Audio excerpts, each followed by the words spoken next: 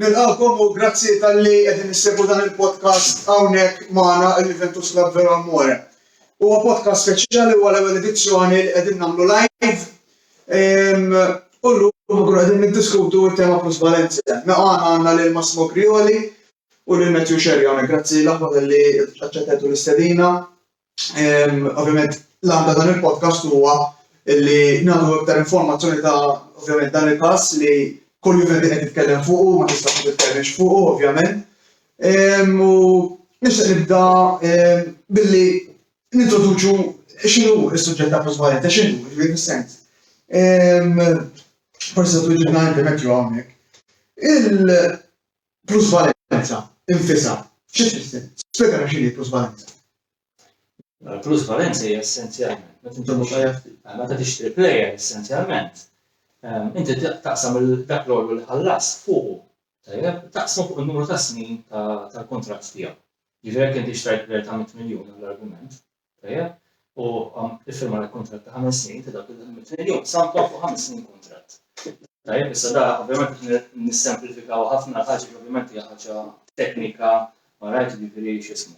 Issa jekk inti, pereżempju, jien naf wara t-tieni sena biħħejtu, ġifieri wara t-tieni sena fadallek ta' 60 miljun. Ġifieri fadallek fuq l-accounts tiegħek 60 miljun. U biħħejtu għal 70, dawk il-10 differenza huma l-plusvalenza. Issa dan il-mekkaniżmu fil-futbol kważi dejjem jeżista, fis-sens il-klabs, ħafna klabs dejjem kienu jkollhom iżgħar, kienu ovvjament jinvestu fihom, investi ftit ovvjament trawimhom, u mbagħad tbieħhom xi klabb sinjur għal prezz kbir allura kont tagħmel dik il-plusvalenza jew inkella tixtri plejer aħna fi żmien moġġi u anke fis-snin ta' qabel ġifieri anke iktar reċenti ġifieri aħna niftakru ħadna l-Pogba kważi b'xejn u beħħejnieh iktar minn 100 miljun ġifieri dik kienu l-plusvalenzi ta' dawk iż-żmien. Issa, ovvjament hemm xi ħaġa li hija ħelti fiha għax ovvjament il-futbol jgħix dawn l-affarijiet, ġifieri klabs apart il-gate money, il-merchandising u l-affarijiet l-oħra, jgħix anke bil-negozjar tal-plejers, ġifieri parti mill klabs għall-Ajax pereżempju li huwa magħruf li l-eżistenza tiegħu hija essenzjalment għal ħafna snin dejjem kienet fuq dawn l-affarijiet, ġifieri x'ismu. Li qed jiġi kontestat fl-aħħar snin huwa li qed ikun hemm xi manuvri minn taħt li mhumiex regolari 100% ta' klabs li jiftehmu bejniethom biex inaffqu l-prezzijiet bil-għan li jagħtu il-kriżi finanzjarja tagħhom.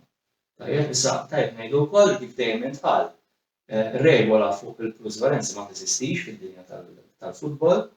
Anke fis-sentenza ta' dan il-proċess sportiv meta kien intemm, aħna dak li ġara ġimagħtejn ilu huwa essenzjalment reġa' infetħet kawża li kienet magħluqa. Issa, fil-appell kien sar appell minn naħa tal-ġudikant biex id-dinja tal-futbol tistabilixxi regoli fuq il-plusvalenzi. U għadna sal-lum, ġifieri dan ngħidu għadha kważi sena sabilna meta spiċċa dal-każ u għadha l-dinja tal-futbol għadha ma għamlet l-ebda regola fuq din ħaġa. U jien għandi suspettaw li r-regola ma jistgħux jagħmluha għax il-kriżi finanzjarja tal-klabs Taljana tant hija kbira u tant profonda u tant m'hemmx sors ieħor ta' dħul li jekk jinneħħulhom dik pratikament jikollassa kollox. Jista' jkun naqbad fuq biċċa li għandek kemm li hu semmejt. Jista' jkun li ma jistgħux jagħmluha għax huwa proprju l-każ kif ikkonkludiet l-ewwel sentenza li plejer ħadd ma jista' jivvolut li fiż-żewġ klabs qegħdin jinnegozjaw fuq. Jista' jkun li hekk ukoll? Dik hija ħanejdu hekk diffiċli tgħidha ngħidlek. Ġifieri jien naħseb ir-regola għandu jkun hemm at the end of the day. Ġifieri aħna meta konna qabel infetaħ dal-każ u hekk aħna meta konna nitkellmu anke fuq it-tmexxija kemm tal-klabb tagħna tal-Juventus kemm anke tal-klabb oħra Taljani, konna ninnutaw u konna ngħidu li isma' din ħaġa in the long run ma ħadd wassalna mkien.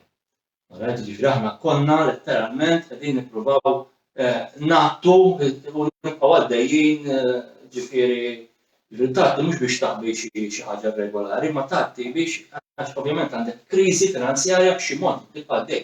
Allora tibqa' dej dil-ħaġa ma in the long run konna nafu li mhux se tibqa' ta' trendi daqshekk, anke għax klabs oħra ta' pajjiżi oħra għandhom dħul ferm bħal minn dak Taljan, u qed inti qed tiġi biex tikkompeti fl-Ewropa, jiġu biżgħet insemmu x'ħallsu Chelsea dis-sena f'Jannar biss mal-transfers, l-Italja kollha 30 miljun intefel fl-Italja kollha. Mentri Chelsea waħedhom ġifieri qasbir ta' Chelsea ngħidu ta' l-Italja kollha, ġifieri ma tistax. Qabel nabdew ma' saqsit mistoqsija hemmhekk. Ixejn għadilna spjegazzjoni kemm se jkun sempliċi fuq ta' kif taħdem il-sistema ġudizzjarja federazzjoni Taljana u minn ħareġa din is-sentenza u issa l-appelli fejn sejrin u quddiem se jidhru u quddiem xi xderna s'issa. Mela l-ġustizzja sportiva hija rikonoxxuta mill-Istat Taljan ovvjament minn dejjem jiena mill-informazzjoni li sibt hija li minn nofs late hundreds dejjem kien hemm xi tip ta' dirittu sportivu, ġifieri ta' liġi speċifika tal-futbol.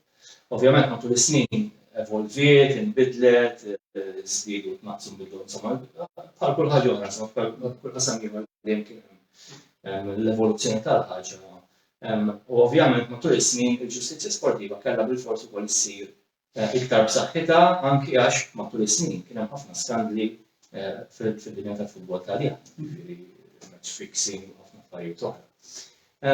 Issa, aħna dan kollu li qed nitkellmu dwaru beda essenzjalment minn inkjesta tal-Prokura ta' Turin li kellha l-isem ta' Prisma li bdiet tindaga fuq is-snin bejn 2019 u 2021 l-accounts tal-Juventus bdew essenzjalment u telqet il-puntu di partenza kien propju l-plusvalenza minn hemm pratikament telqet il-ħaġa. U mbagħad ovvjament meta bdew jindagaw l-accounts tal-Juventus bdew isibu affarijiet oħra li skont huma bdew jiġu ċertu x'ismu alarms.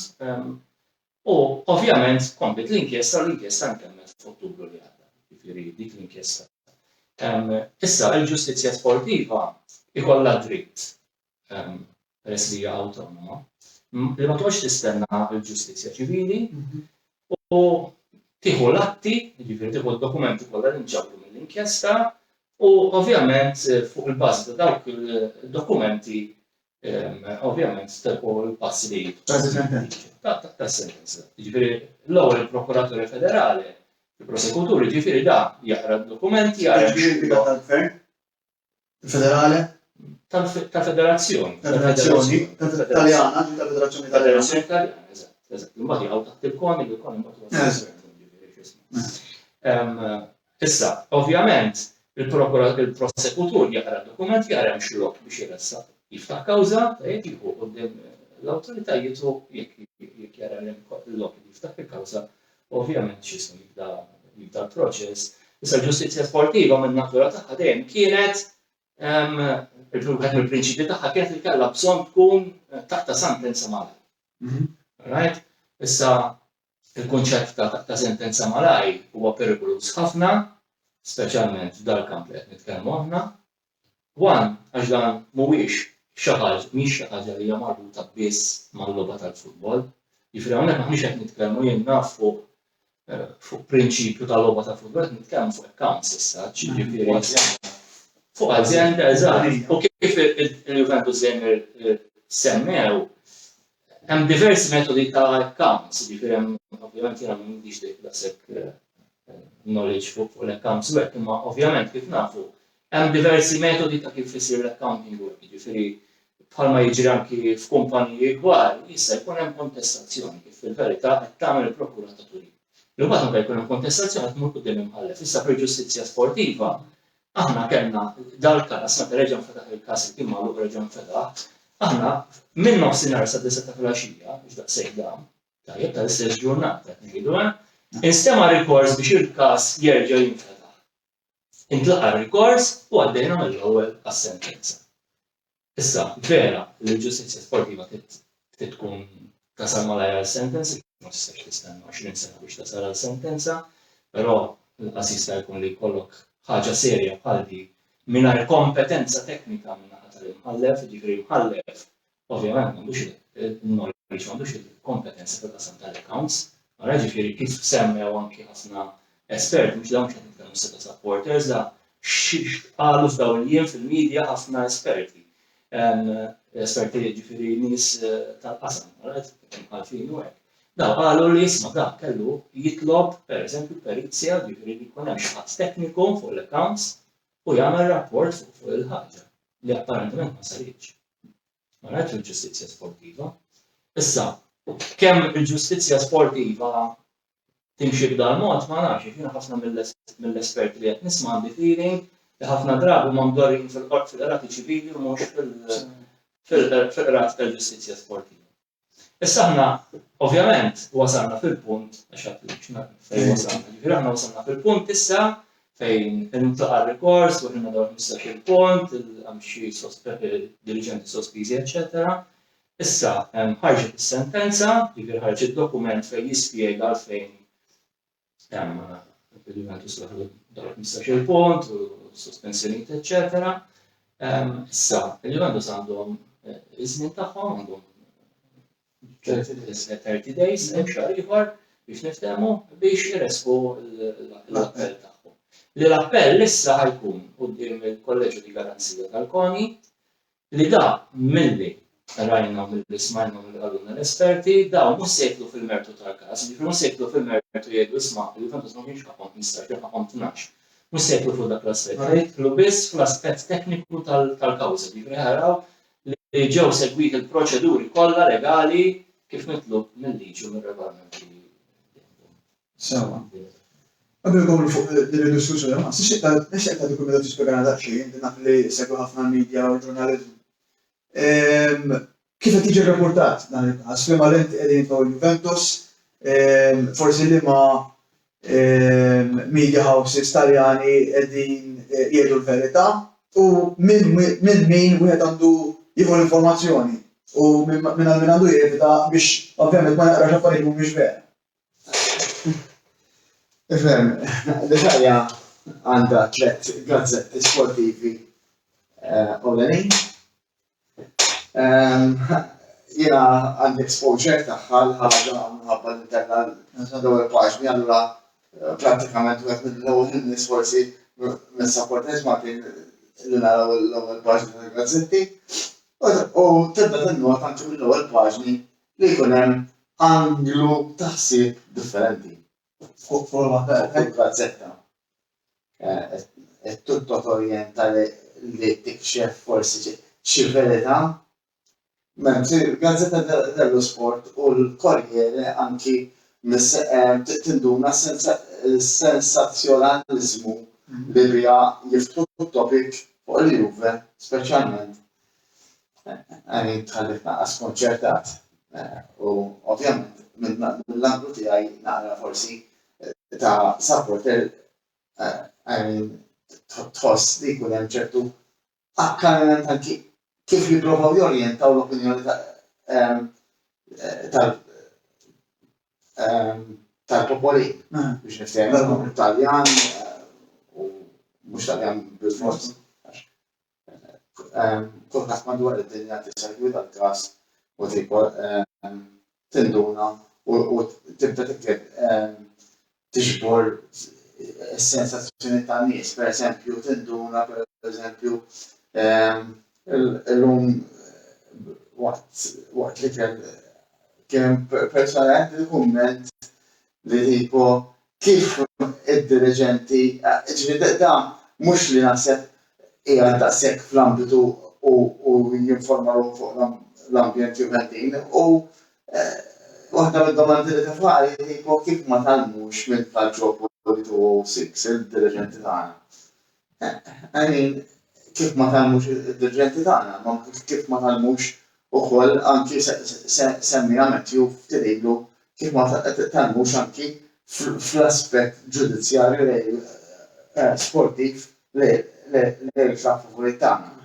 Ġifieri ġustizzja li ssir ftit sigħat mingħajr ovvjament ħin biex tapprofondixxi it-topics ewlenin.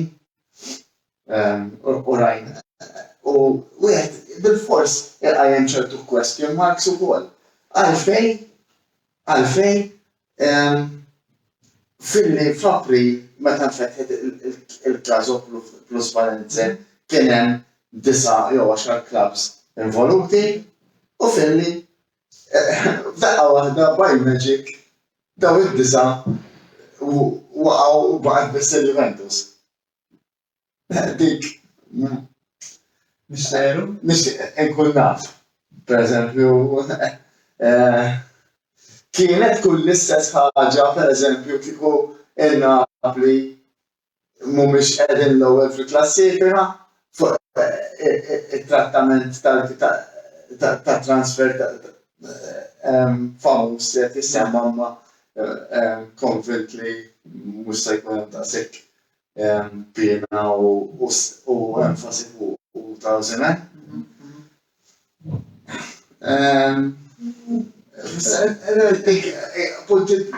Li bil-fors your question kif isiru l-affarijiet. U ħana naġġa ftit ma' kumment li għaddejt inti, mistaqsija open ġifieri nistgħu diskutu. Nifhem mistoqsija aktar huwa fatt, imma ġifieri ħana x'taħsbu fuqha l-opinjoni tagħkom. U dik fil-fatt semmija Pierre Borg fl-ewwel podcast li għamilna flimkien miegħu ġifieri u nirringrazzjah minn hawnhekk. U semma li il-Juventus il-sentenza li ngħatat u fuq l-investigazzjoni u l-każ kif inhu ġifieri beda kollox minn fuq liġi li ma teżistix, inti mistejk fuq ftit diġà. Fuq liġi li ma teżistix. U mid-dera jekk nibżgħu jekk mhux il-każ ikkorreġuni li waħda mill-saqaj li l-appell tal-Juventus ikun ibbażat fuq huwa li fil-fatt dan m'hemmx it's baseless.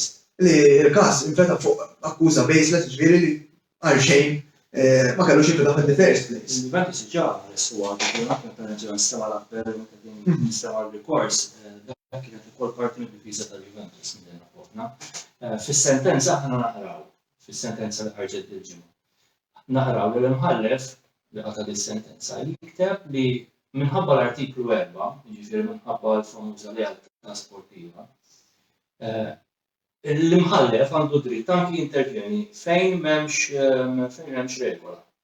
Jiġifieri jekk l-imħallef iħoss li komportament ta' klabb jew ta' uffiċjali u imur kontra l-prinċipju tal-isports, tajjeb, u jista' jintervjeni anki jekk m'hemmx regola. Dik x'inhu stabbilit fid-dinja tal-ġustizzja sportiva.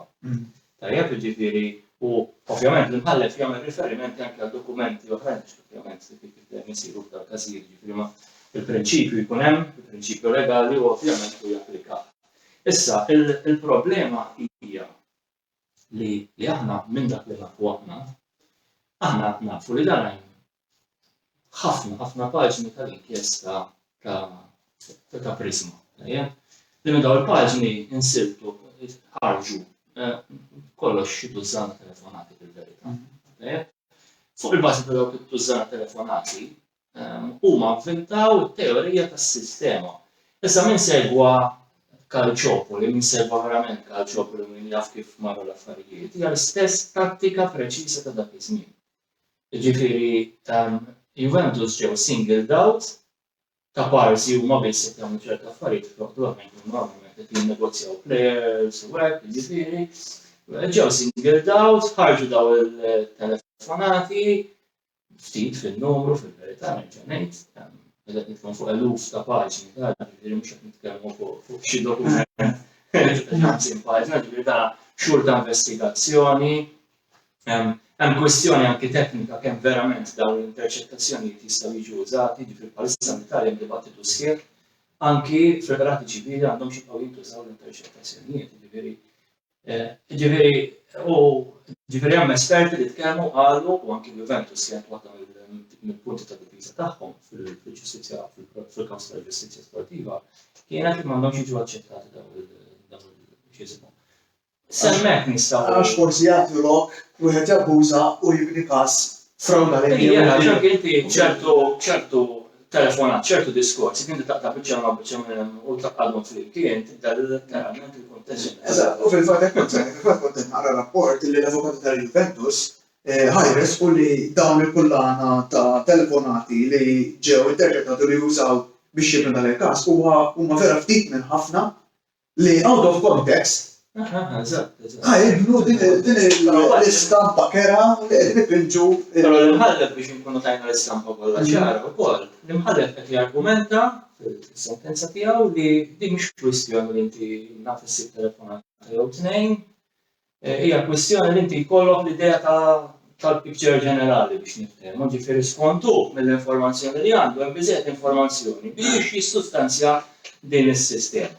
Issa jiena nerġa' ngħid, ġifieri li din mill-fatt li aħna forsi nitkellmu ta' supporters u hekk, imma meta tisma' nies tal-qasam, nies esperti fil-qasam li jgħidulek li isma' vabbè, ċerta affarijiet tista' tistabbilihom, imma mhux fid-istess li għandek isma' jkollok iċ-ċans li inti l-ewwel nett tkun taf biex xejn tiġi akkużata ġdid oħra meta marru r-rikors.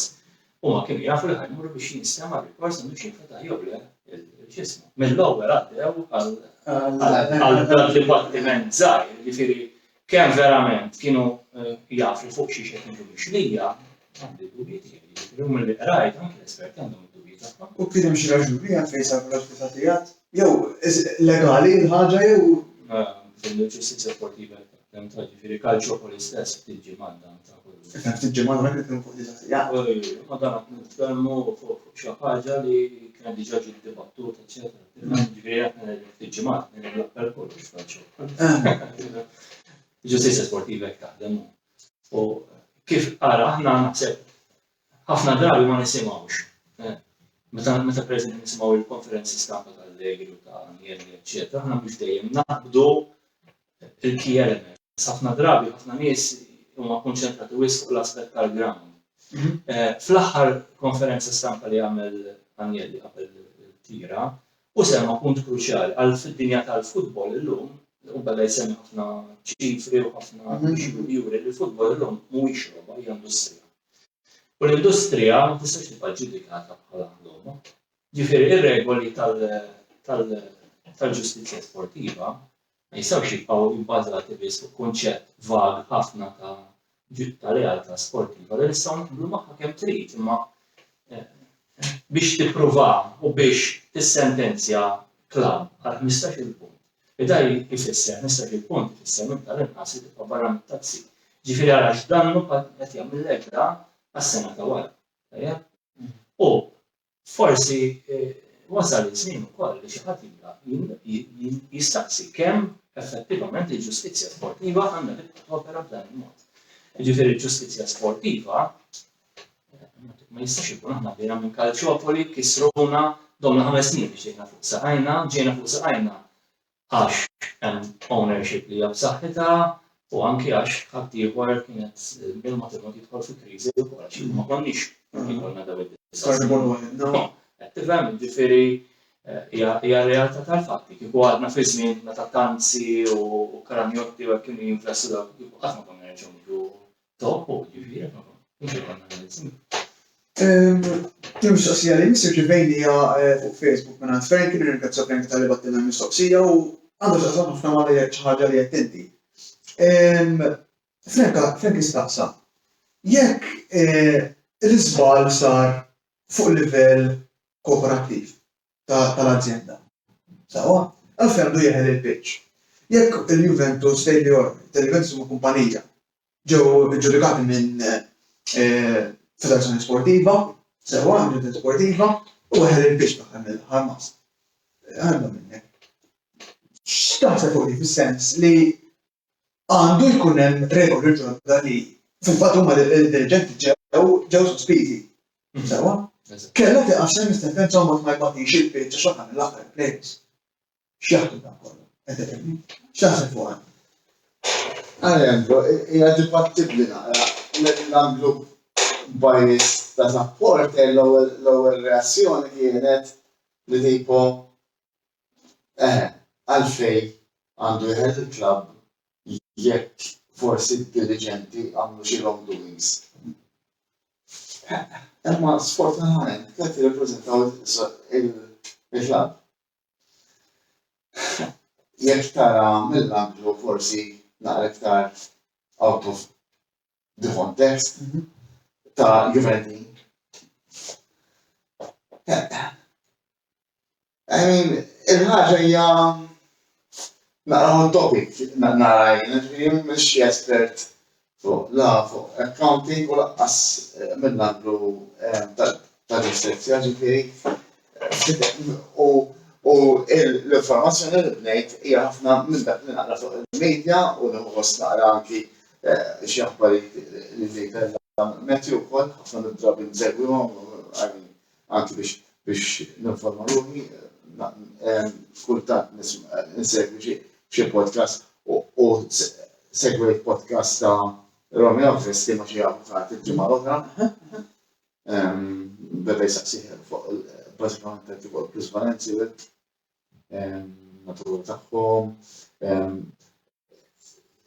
fiex sa fejn tista' tasal il-Juve f'dar rikors mal-kolleġġu tal-Koni ġifieri. U anke hemmhekk hemm diverse views. Hemm artikli li rajt li ma tistax il-Koni mhux f'pożizzjoni li taqleb is-sentenza.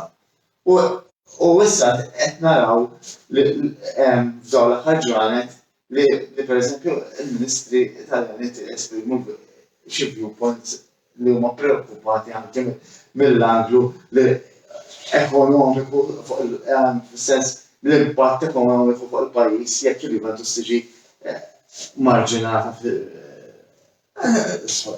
nispera li Napprezza l-fatt li ovvjament Washington u kull Juventus kull supporter ġifieri tal-futbol japprezza l-fatt li hemm ħafna opinjonijiet diverġenti fuq il-biċċa min jaqbel ma jaqbilx min jaħseb li dan sarek u min jaħseb li imma fejn, għax ma sekk m'hemmx naħseb leġiżlazzjoni, m'hemmx qafas legali. U m'għandniex Li jirregolizza u m'għandniex qas informazzjoni. Fis-sentenza nifisha fil-36 paġna tas-sentenza, jekk taqra ħafna dettalji, ġifieri huwa x'ismu, dokument interessanti ċertu punt. Però kif ġew ikkalkulati 15-il punt m'hemmx. U għalfejn l-imħallef iddeċida li isma' għandu jagħtina 15 mhux id-disa li talab il-prosekutur. M'għandniex. Jiġri kull man għandna serje ta' konsiderazzjoni ġenerali tajjeb u jirrikonoxxi li huwa għandu dritt li anki jżid fuq dak li talab il-prosekutur, isemmi numru ta' fatturi li skontu dis-sistema u ħafna affarijiet li tkellim dwarhom qabel, tajjeb u fuq il-bażi ta' dik u deċida hekk, jiġifieri. Issa, inti biex nirritorna daqsxejn għad-domanda li tlaqna minnha. Għalfejn Juventus u il-pitch hemm dik li tisseħ responsabilità oġġettiva, ġifieri l-operat tal-diriġenti inevitabilment ikollu effett anke fuq il-klabb u inevitabilment il-klabb ibbenefika. Ġifieri issa x'ismu jekk ma rridux nitkellmu biss bħala supporters, right? Jiena naħseb irridu nħarsu ftit anke lejn din ħaġa. Mill-lat anke iktar Saqqatejt, fis-sens, ngħidu li Juventus jara kienu ħati ta' xi ħaġa, tajjeb, imma għalfejn 15-il punt, jien naħseb għandu jkollna dritt, inkunu nafu għalfejn 15-il punt u mhux 9, għalfejn mhux 5, għalfejn mhux 20, għalfejn mhux 50. Alright? Ġifieri, f'meta l-imħallef jgħidlek li hemm is-sistema, tajjeb, ġa hija dibattibbli ħafna kemm teżisti dis-sistema. Għax aħna nafu, tajjeb li meta l-Inter u l-Milan fis-snin ta' qabel fil-qorti ċivili kienu ġew meħlusa fil-plusvalenze, l-Inter u l-Milan għamlu snin ipartu bejniethom plejers bi prezzijiet ridikoli, tajjeb players kull sena kienu jpartu xi tnejn ta' bejniethom. U dak iż-żmien Galjan kien joqgħod jgħid għax in-nisa draw Milan u ma jkunx idu jmorru u kien hemm ħafna hekk. Mbagħad meta fetħet l-inkjesta tal-qorti ċivili, f'daqqa waħda waqfu daw, ġifieri n-nisa f'daqqa waħda bdew jitgħallmu jmorru lemonaw, Milan bdiet iddejjahom, daw l-affarijiet ridikoli li jiġru l-Italja. Ġifieri aħna min interessat kif ifittex ftit mhux biss dwar futbol Taljan, ma anke dwar pereżempju Chelsea. Tajjeb il-Chelsea bl-akkademja tagħhom u hekk hemm dokumenti dettaljati immens online li jsibu huma affidabbli. Taraw kif, per eżempju, din kwistjoni ta' players mhux magħrufa li jmorru prezz żgħoli ilha xi ħaġa li ilha għaddejja snin. Tajjeb, u kull min isegwi l-futbol jaf li din hija xi ħaġa ma tiġrix biss f'dan il-Juventus, tiġri l-Italja kollha u tiġri fl-Ewropa kollha biex ma nsewux anke barra mill-Ewropa. Issa għalfejn l-imħallef imbagħad jiġi jgħidlek li hija sistema x'ħareġ 12 telefonata li l-qasu ma tnax ta' bil-verità ta' numru vera żgħir minn dawk l-eluf ta' paġni tal-inkjesta. U għalfejn ovvjament ma ġewx indagati klabs oħra, għax ovvjament inti s-sistema biex inti tkun sistema inti irġi għandok minn jattieni fis-sistema ma tkun sistema waħda. Ġifieri ħaddieħor qed iġib ruħu differenti. Din nerġgħu mmorru dejjem lura għall-istess tattika ta' Calciopoli, l-istess. Li f'Calciopoli kun ma kienx hemm moġġi minn ħafna telefonati li kellhom irrekordjati. Qatt jerġa' jismawhom, il-nies tiegħu kien qabad tekniċi u hekk, qabel jerġgħu jismgħu dak ir-recordings tat-telefonati kollha li kellhom ta'. U bdew ħirġin it-telefonati ta' uffiċjali ta' klabs oħra, tal-Milan, tal-Inter u dak ħafna affarijiet. Kieku aħna ma nafux hekk, u nafu biss il-verżjoni uffiċjali tal-Juventus li kienu jġabdu imbagħad fil-verità ħasab ma sabu telefonata mbagħad tal-Juventus. Ġifieri aħna lek qed nerġa' ngħid dik il-Agnelli li l-futbol illum sar industrija u ma jistax jibqa' ġudikat biss daqs li kieku huwa logħba. Naħseb huwa punt kruċjali jekk aħna rridu naħsbu l-futbol tal-futur, naħseb irridu nitilqu propri minn hemm. Ġifieri aħna ma jistax ikun klabb u ostaġġ ta' ġustizzja sportiva li anke jekk m'hemmx regola għandha dritt fil-bażi tal-lealtà sportiva tintervjeni u tik 15 il-punt ma tiġġustifika lek x'għalfejn 15 u mhux 9 u mhux 5 u mhux 20 u whatever. Fuq dil ħaġa qegħdin nitkellmu, hawnhekk mhux qed nitkellmu biss ta' supporters u ngħidu isma' bil-fors mhux ħadd jew hekk qed ngħidu. Alright, għajdulna l-alright, kemm xi ħaġa ħażina nieħdu x'isma' anki pereżempju issa l-appell ħa jinstema' nerġa' ngħid mhux se jidħol fuq il-mertu tal-każ, jiġifieri ta' ħadd ma ħajjgħid. Isma' l-imħallef mhix korrett, kienet kundanna proporzjonata dak li jagħmlu, mhux se jidħlu fiha m'għandhomx il-kompetenza allura ħajfru biss fuq aspetti tekniċi ta' kif tmexxi l-proċess. Li diffiċli ħafna approċċ rebbieħ minna. Ġifieri dan jien m'għandix id-dubju li mħallef ix-xogħol il-proċedura għandu tajjeb fis-sens kif inhi għandha ħares imbagħad nibdew niddubitaw dal-affarijiet. Imma aħna mhux fuq dak qed nitkellmu fuq is-sistema li jusemma tajjeb li nerġa' ngħid min segwa Calciopoli dali qed ngħixu issa diġà għexnien diġà għexnien. Jiġifieri bil-Gazzetta dello Sport minn qabel tantiċipa kemm ħajjiġu mitluba punti kif ħadd tkun ta' sentenza hekk ta' li dawn l-affarijiet ta' ġifieri u inti l-ewwel semmejtu l-medja ġifieri, il-medja mainstream hija kompletament kontra l-Juventus. Ġifieri jiena xbajt nara artikli ta' nies li qed jgħidu ħanaw serji li ħajħdulna lik l-aħħar lik ta' Sarri, ġifieri xbajt nara di u fil-verità jekk min segwa Prisma tajjeb u min segwa l-affarijiet li bdew jiġu kontestati lil Juventus fl-ebda punt tajjeb fil-Prisma ma ġie kontestat li pereżempju Juventus kellhom dis-sistema, pereżempju dis-sistema hija xi ħaġa li imħallef tal-ġustizzja sportiva wara li qara jekk qara xi m'għandi dubju għal dawk li ta' paġni kollha. 30 ġurnata qed nitkellmu dak ġifieri dana diffiċli jew mhix sew li inti xi ħadd jiġi jgħidlek sistema u ħafni allora tgħid ngħidu ma nafx serje B ma jekk nibqgħu barra mill-Ewropa hija daqqa kbira klabb. Ġifieri daqqa mill-lat ta' finanzi, mill-lat ta' prestiġju, mill-lat anke ta' kemm tattira ta' supporters, it-tfal meta jkunu żgħar biex daw jaraw partita ta' Champions League jinnawraw ma' klabb u hekk. Niġi għad-diriġenza li ġiet sospiża sa ovvjament hija kienet irreżiljat diġà ġifieri. Nibdew hekk mas. Il-diriġenza uxxenti għajja ġi fl-2011-2010 għara kemm ħadd nsiet 16 tazza xi ħaġa. Però x'inhu l-verdiett finali tiegħek? fuq il-grupp ta' dirigenti u xenti. Alejandro, jek permetti, ħana manna parentesi zaħira, anke biex inkompli il-sujġett ta' matriq interessanti u koll li fej qed jinnota ħafna similitudni ma' Ġopoli. Dak iż-żmien, kull ma nbidlet, the-term how to refer to it. Issa sistema dak iż-żmien kienet kupola ta' moġġi. U l-istil presso poco huwa l-istess. Il-medja kif provat torjenta bis-sensazzjonalizmu, ġifieri dik hija naħseb nistab on Matthew same lines hemmhekk, ġifieri bla dubju. Fuq id-diriġenza jiena ma nistax ma nirringrazzjax pereżempju l-Anielli għal meta ħal Juventus għamel il-klabb għamel passi importanti l-qudiem, kien hemm il-stadium ġdid, inawgurat fit-2-1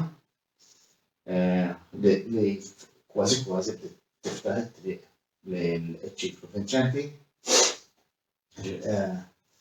Flimkien ma' Marotta u Paratici iffurmaw u Nedved iffurmaw diriġenza pressopo kompatibbli sakemm ma daħħalx il-fattur Ronaldo. Li jinġi li tkellem anke ma' ħbib tiegħi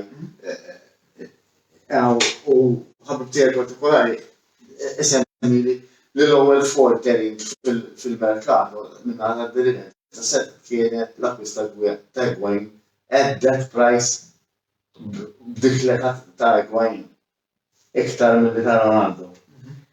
Li fetħet il-pat għal ċertu deċiżjonijiet dibatti mhux ħanitlu fil-mertu ta' Higuain ma kienx tajjeb għal Juventus, ma nistgħux ngħidu hekk għax l-istaġun ta' qabel li ġie mal-Juventus Higuain għamel establixxa rekord ta' goals scoring fis-Serje A, 36 goal, ġifieri. I mean, bispero li forsi looking back bħala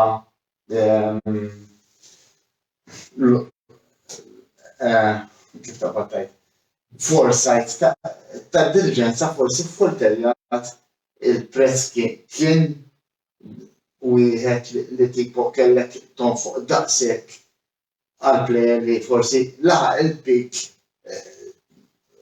kbira ta' performance ta' plejer u mbagħad forsi I mean, did it pay dawk il-94 million fuq Higuain?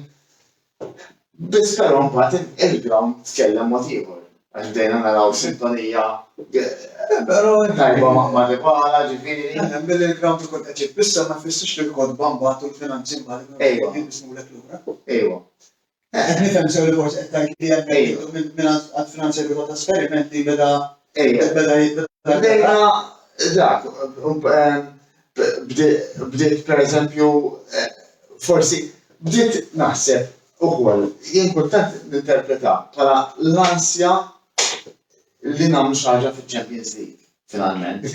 Bdiet bl-istrateġija li ġib il-Higuain u mbagħad ftit snin wara irrepetet ruħha bl-akkwist ta' Ronaldo li ma kienx bil-fors ħajtik garanzija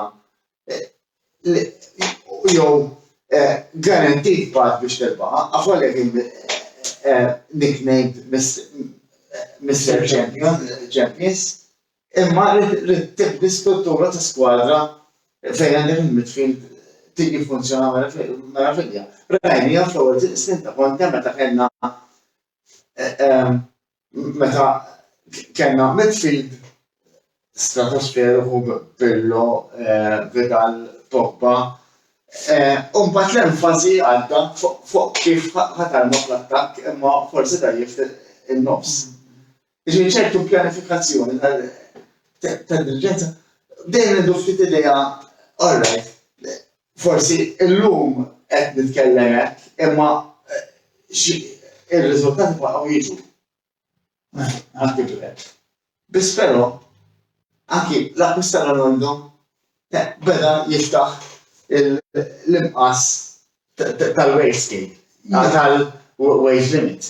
Kellek wage limit sara tal-Ronaldo ta' 10 miljoni u mbagħad inftaħ tal-30 miljoni. Kull meta jissemma ta' Stadium Ronaldo. U kull meta jissemma li marrotta telaq, u għal Ronaldo telaq marrotta u laħaq fuq paratiċi. Din ġiri dan ftit moħħi.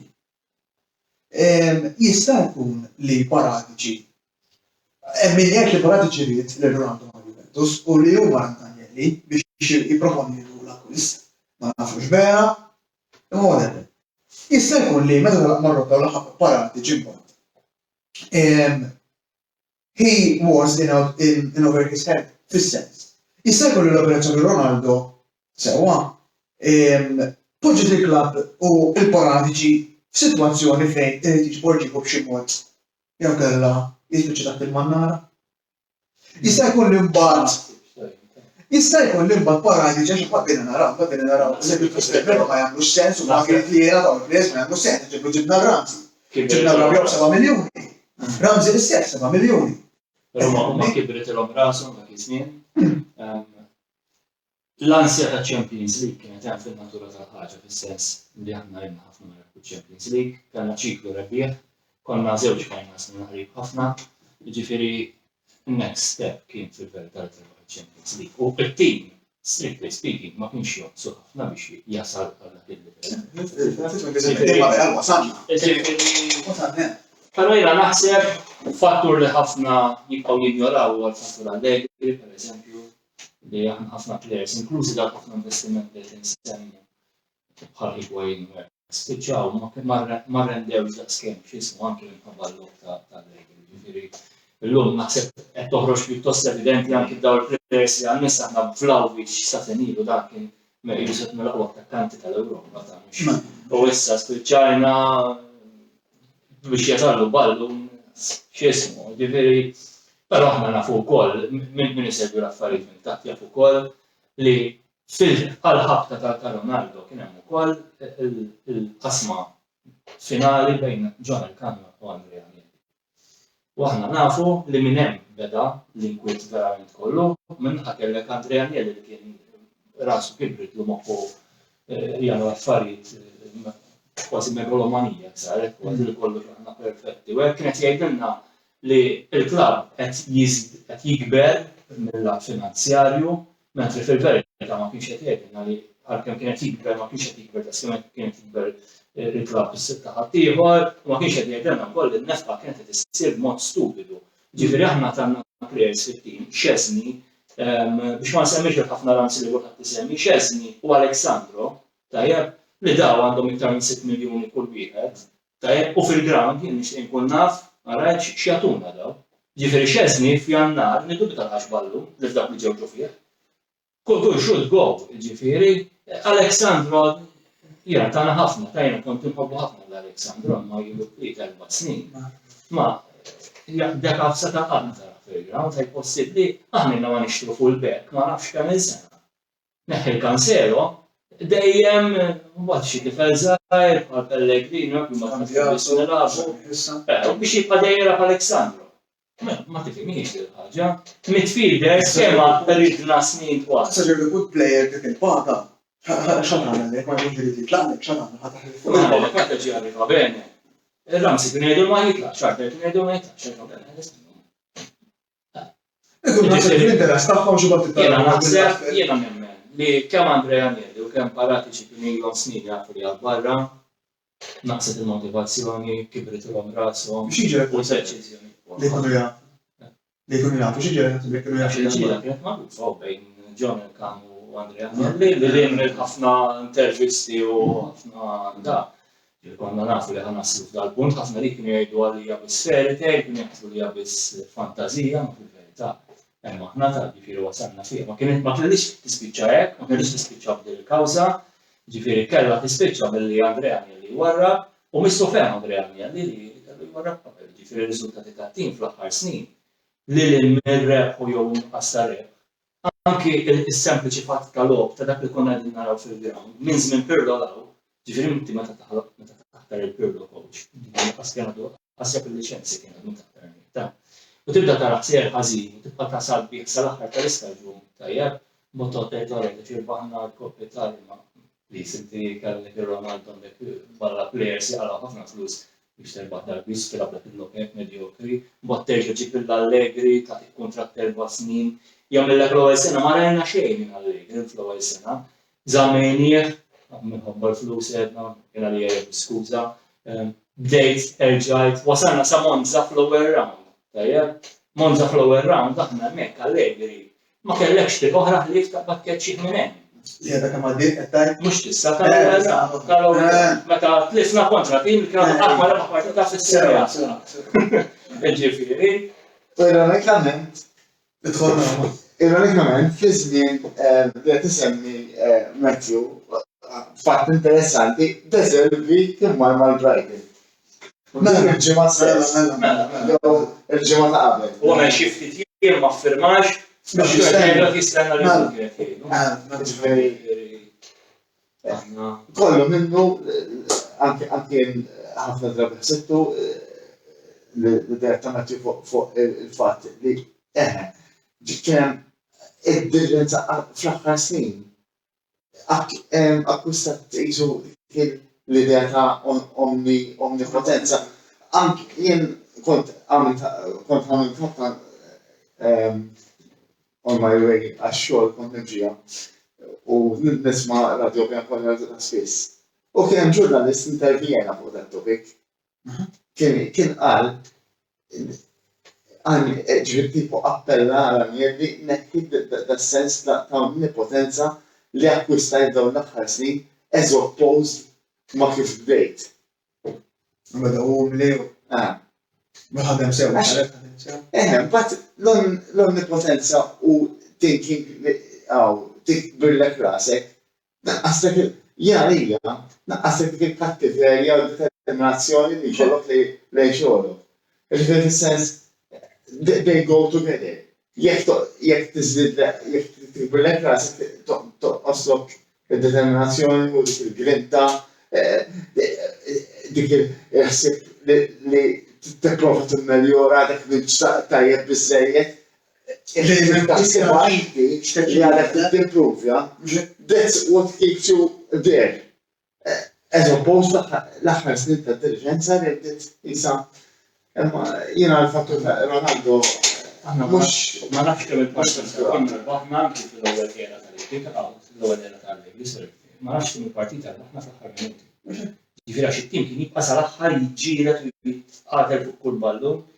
Illum għad biss nibdew, ġifieri għandna il-partiti tagħna nidħlu noqogħdu nistennew ftit hekk nittamaw ma jidħlu xi ballun, tajjeb li ħafna drabi jfisser ħadd ikun ma jxuttjax fil-lasta, tajjeb għax jekk jixuttjaw fil-lasta huwa gowl, kif għedna kif rajna f'dan l-aħħar ġimgħat, tajjeb, u mbagħad fl-aħħar forsi taf inti tiddaħħal xi ħadd għax aħna għandna pankin għal xejn itwal minn ħadd ieħor, iddaħħallek xi ħadd ipok jeż jagħmellek id-differenza u ma fil-futbol tal-lum. Biex narafu dan il-kapitlu. Il-verdett finali tagħkom kif kliem fuq id-diriġenza xxenti. Jiena naħseb irdu naqsmu ż-żewġ perjodi. Jiena naħseb fl-ewwel snin kienet diriġenza tajba ħafna. Nibqa' nqis li nies bħal Paratici u Agnelli huma nies validi, jiġifieri qed għandhom ħafna fil-futbol. Paratici Ma nafu li Paratici kien il-moħħ wara ħafna minn li kien isir kien jidher Marotta. Ġifieri Marotta jiena għalkemm ħafna mindu laħaqu waħdu. Ħanejdu hekk. Meta Marotta marra l-Inter, tajjeb l-istess problemi finanzjarji għandhom tagħna ta' biex niftehmu. Rajt ġifieri għandu sena ma jħallsux pagi, ħafna affarijiet li kulħadd jafhom ta' ġifieri affarijiet li ħarġu. Ġifieri Marotta l-istess ta' l-istess pezza. Id-differenza hi naħseb li Paratici fejn jidħol ground għandu iktar esperjenza ġifieri fil-klasla tal-plejers u hekk. Li ma kellux Paratici kellu bżonn xi ħadd bħal Marotta li jkun il-counterbalance tiegħu. Ġifieri fejn hu jara kbir, jkollu xi ħadd jgħidu ismu' ninżel da xejn misħab. Nżel saqra xejn saqajk tal-malar. Meta aħna telaq Marotta, il-counterbalance intilfet, kulħadd kif qed qabel. Sar arroganti immens, jiġifieri mhux biss kibret il-numra, ta' saru arroganti f'ħafna affarijiet.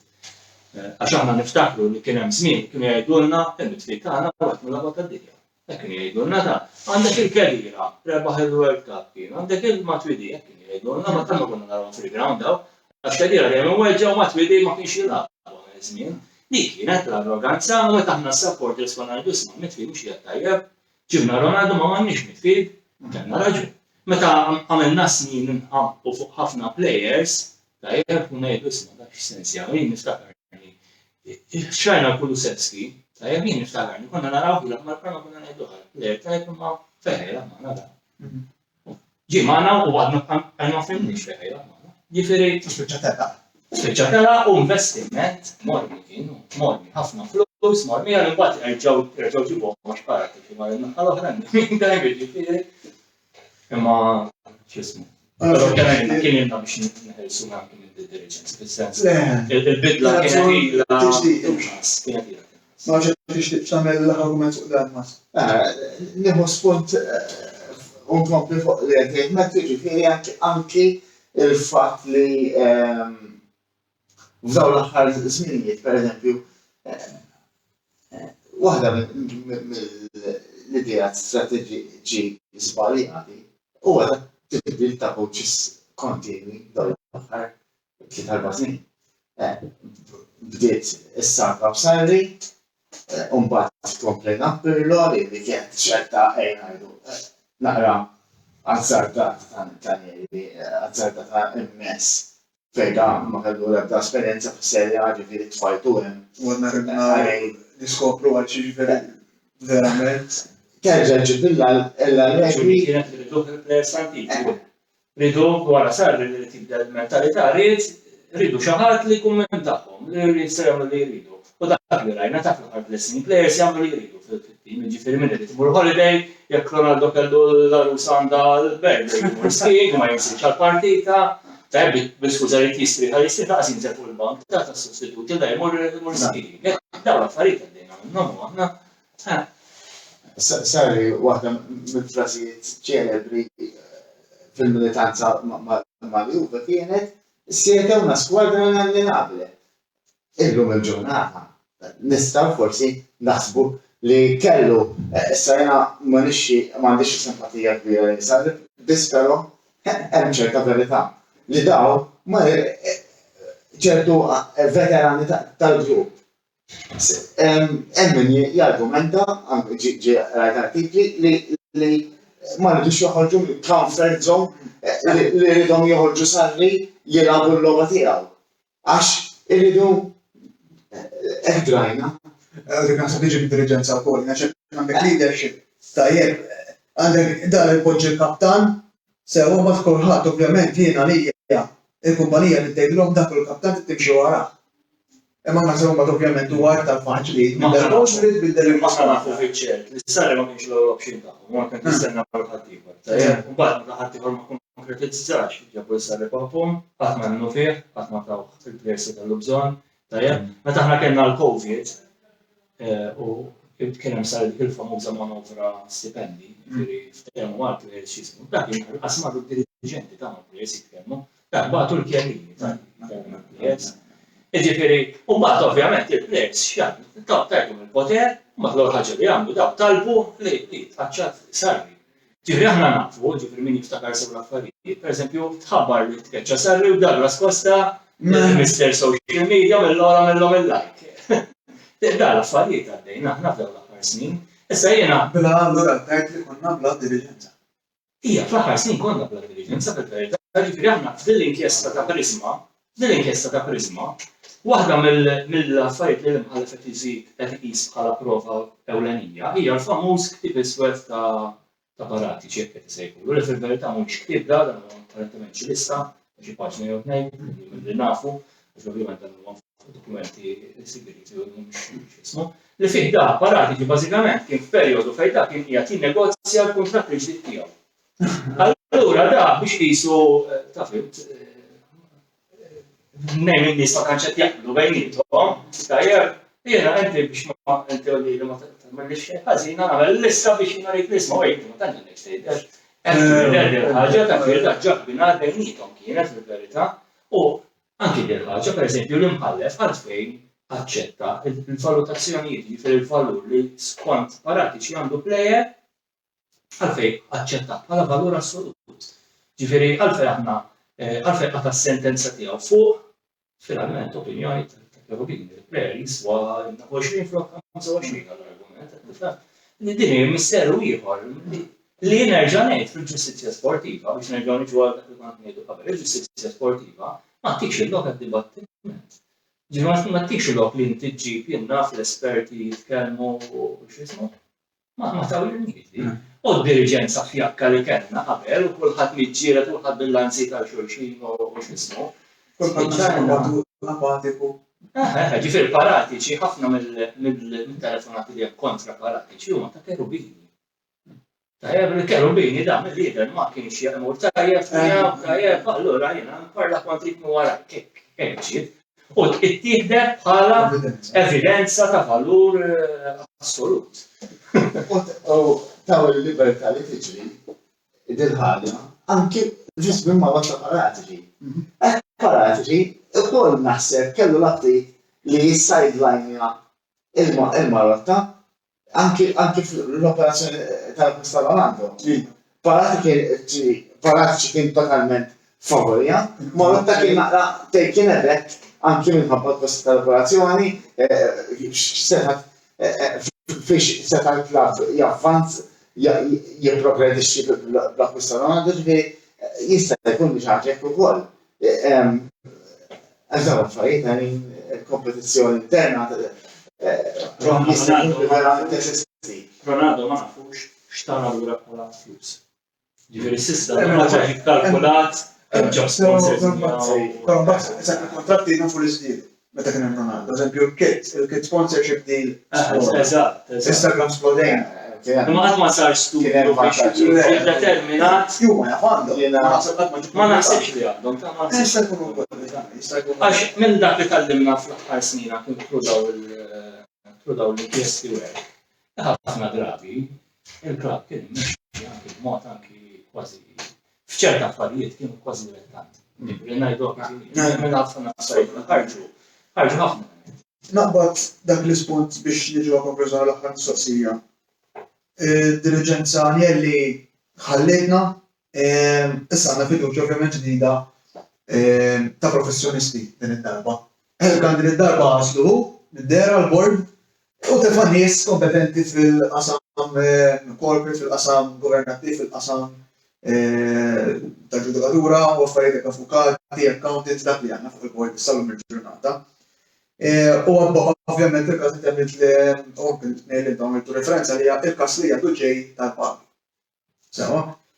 Imma per mistoqsija din, għaddu fiduċja fil-diriġenta ġdida li tiddefendina f'dan il-kas li għaddu għaddej palissa fuq tal-Plus Valenzi u tiddefendina iktar minn qabel fil-kas li għaddu ġej tal-pagi. U il-qoddim jekk jinqata ovvjament. Sfortunatament mhux favorina kontra tagħna li ġibna terġa' ġibna l-ura fejn il-Juventus għandhom ikunu. Wieħed jara l-impatt tad-deċiżjonijiet li ġejjin u x'impatt se jħallu anke fil-skwadra anke il-players se jibgħanna dawk li huma kif players li nixtiequ li jibqgħu ma jista' jkun ma jibqgħux. Ġifieri hemm ħafna question marks hemmhekk. Żgur li naħseb il-klabb ma kellu l-ebda option oħra li jobbtja fil-preżent għal nies esperti barra il-transportiv. Ġifieri naħseb ċerta kostretta for the time being imma jien confident li jekk l-impatt tal-ġudizzjarju bħala punti u penalitajiet ma jkunx daqshekk. Ġifieri konvint li il-proċess li jaċċeleraw għal diriġenza kompetenti fil-kamp sportiv tkun ħafna iktar maġna. taqbel ħajkunu iktar bilaqa finanzjalment intelligenza u xenti xogħol imma. Jien naħseb Ma nafx kambiament strateġiji eżempju mill-merkato. hemm forsi issa hemm ix-xofa ta' dis-sitwazzjoni jiġifieri. Nara delikata fuq il-klabb ġifieri f'ħafna aspetti anki ħallet reperkussjonijiet fuq il-moral tal-skwadra ġifieri li jien konvint li pereżempju t-telfa ta' ma' Monza hija kollha frott ta' l-istat mentali tal-skwadra li tipo anke naħseb issa oraj bil-limiti kollha li forsi bħalissa qed juri Allegri ukoll wieħed għandu jtih naqra krittu li forsi bniedem li jipprova ma jippanikjax esaġerat bis-sitwazzjoni naqra kif ta' battajt. Delikata ħafna. Qed jipprova jitranquillizza kemm jista' jkun l-iskwadra ġifieri f'mument daqshekk delikat. Jien konvint li daw it-telfit u anke ma l-Atalanta rajni ġifieri kien hemm ħafna folja li jagħmlu ħafna affarijiet fil-ground imma mbagħad still kienet dell-ansja l-istat mentali tal-skwadra mhux daqshekk ottimali ġifieri anke l-gost rajna banali ġifieri anke ma l-Atalanta. Mela, biex niċċaraw punt żgħir rigward il-pagi, tebda kulħadd ikun jaf li hemmhekk il-Juventus as-saġġ huwa ftit ta' Phil Magnus seta' jsir, tajjeb, li qed jiġi kontestat huwa l-paperwork marbut miegħu. Tajjeb, u d-dikjarazzjonijiet li nħarġu għall-medja li fuq dawk qegħdin nitkellmu biex nitkellmu. Dan ma sarx ftehim ta' kemm setax isir jew qed nitkellmu fuq xi ħaġa li seta' tissir imma li saret u probabbli ħażin jekk huwa l-każ tifhem. Jiġifieri dik l-ewwel ħaġa. Rigward id-diriġenza attwali li għandna issa, aħna nafu l-import anke qabel kan nisu hemm kienu.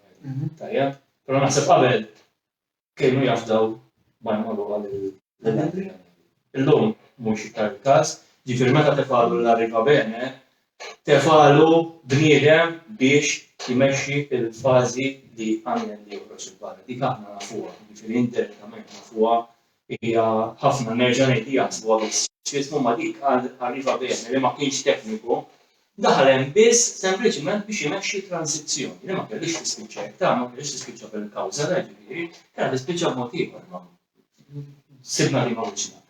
Id-diriġenza tal-lum hija kompetenti fl-aspett ta' liġi ta' finanza u hekk, fil-mument attwali dik it-tip ta' diriġenza għandna bżonn. Għandi dubji kemm nerġa' ngħid kemm huma kompetenti fil-qasam tal-ġustizzja sportiva jiena nara daqsxejn altru tiddefendi fil-rati ċivili, altru fil-ġustizzja sportiva, x'qed żewġ loġiki differenti. Jiena konvint li din hija diriġenza biss għal dażmin tal-Malta.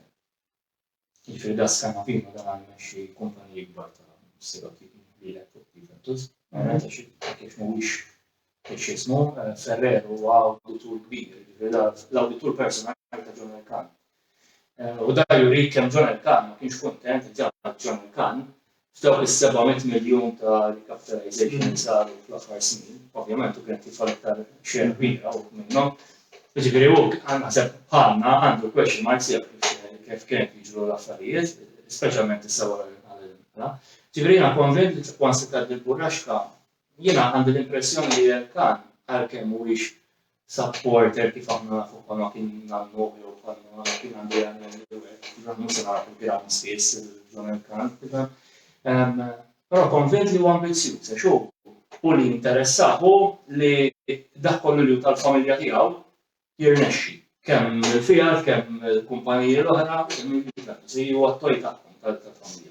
Ġifieri jiena konvint li l-ambizzjoni qiegħda hemm dejjem dik it-tektika li jista' jkun li parti mix-shares jinbiegħu biex investituri ieħor biex ikun daqsxejn iktar saħħtu jgħinhom. Però il-problema prinċipali tibqa' dejjem għalkemm ikollna diriġenza tajba il-kuntest li fih qegħdin noperaw. Ġifieri ma nistgħux nippretendu li Juventus jikbru jekk il-futbol Taljan jibqa' medjokri b'dan il-mod.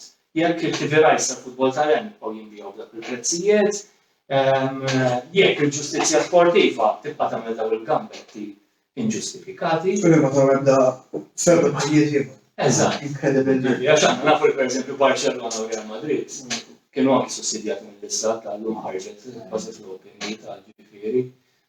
Meta morna Super League bis-saħħa ta' Perez da mar Tribunal Spanjol u ġab li kellu jġibu l-Italja qegħdin sentenza l-qas biss nafu xejn dwarha, ġast hemm bil-idea ta' sistema u daqshekk. U jekk mhux sejber il-mod ġenerali, il-futbol Taljan, ġifieri bdejja tira investimenti ġodda, eċċetera, għalxejn jikbru. Ġifieri u limitati ħafna kemm nistgħu jikbru nemmej. Għax inti anki pereżempju inti għandek problema ħafna naraw, pereżempju naf partiti fil-ċpar u għalfej l-Ingilterra ma tarhomx dal-affarijiet, għalfej fil-grounds l-Istaljani. Minn Sifer jiena niftakar darba mort rajt il-Juventus Reggio Calabria. Tiġi l-ground minn barra tgħid dan għamel tibnu tal-ground. Għax kien iffinixxjat x'ismu, dan l-istat li inta dak inti ta' Serje A, ma kienx Serje B. Ġifieri. U li tim qawwi bħalna għal-Juventus, dak l-iktar tim qawwi mill-lat finanzjarju, mill-lat numru ta' supporters, eċċetera. Inti terġa' tipprova tkissru b'dan mod.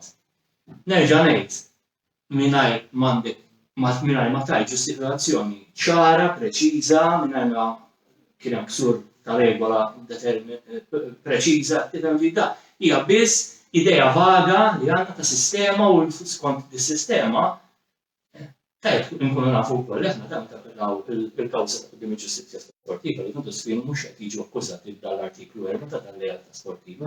Kien qed jiġu fuq affarijiet oħra akkużati. F'daqqa waħda, u din hija stramberi oħra li anke ħafna esperti nnotaw, li f'daqqa waħda fir-rikors biex jerġa' jinfetaħ il-kawża li kienet magħluqa, inbidel anke il-ġismu l-kap ta' imputazzjoni. Biżgur naslu għal kundanna. Kellimna ħafna u ħafna ovvjament li ma nistejniex u ma ovvjament nżel li għankella tiħat dal-loba dal-lejla u għadnaw. Però grazzi tal-li segwejtuna ovvjament u nisperaw li tajni konfet iktar informazzjoni fuq dan il-kasu xed jiġri. Grazzi Massimo, grazzi Matthew, ovvjament tal-opinjoni ta' komu tal-informazzjoni li tantu magħna. Aħna narawkom il-lejl ovvjament ġej fil-klab bisegwi l-logħba kontra Lazio, ovvjament fid-disa. Fino alla fine ovvjament insegwu dan il-każ inkom insegwu dan il-każ u naraw ovvjament x'ħajjiġri minn hawn u l-qudiem. Grazzi tal segwejtuna u l-lejla tajba. Ciao. Thank you.